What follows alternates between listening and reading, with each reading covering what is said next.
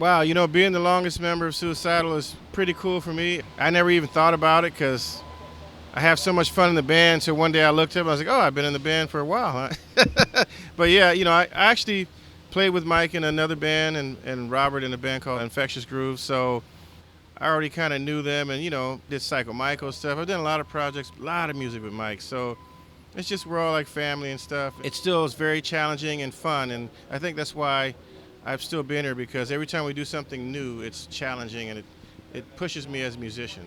But he also has, a lot of feelings and emotion that he portrays in music, and it's fun to write with him as far as me being a musician, because he thinks differently than the typical musician. So I think that's what's kept me inspired this whole time. But I think it's more uplifting, more people-friendly, where it's like telling people that they can dig within themselves and find the source of inspiration, and not to look to somebody else, and not wait for someone to tell them, oh, it's okay to do this. Like, if you have a passion or a dream, to do it. And Mike's message has always been that, and don't wait for this system of government to tell you what you can or can't do.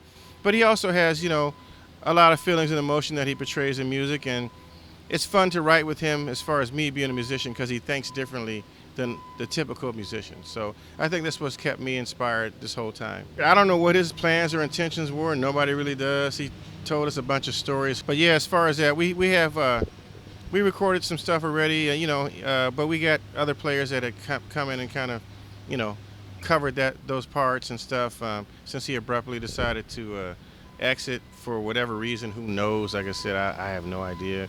The one thing about being in a band, you're not in control of anybody. We're all humans, we're all grown, and people can make decisions that they want to go. I personally, like I said, can just tell you I don't know why. That's all I can say. Who knows? Yeah.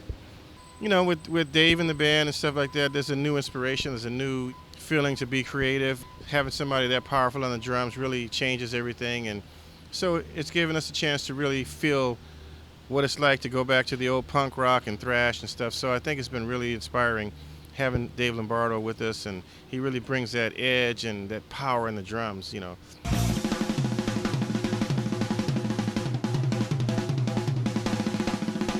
It's been wonderful playing with Brooks Wackerman and playing with, Thundercat and people like that, and Tim, Williams, who passed away, our former bass player, and, Mike Clark even, who left the band. I learned a lot from all these guys, especially with Dave. We've had a lot of different drummers and musicians in the band. The ones that really got it and embraced it, cool, I played with Robert in both bands, at 3 bands, with Cyco, Miko, Infectious, and Suicidal. It was a treat, and I've learned a lot from them, and they as well learned from me. The one thing that's significant about this band that a lot of the fans don't know is, and even, Ben playing with us on this trip, everybody in here is pretty much has a different style and feeling of music. But we come together with this music and we all play it really well.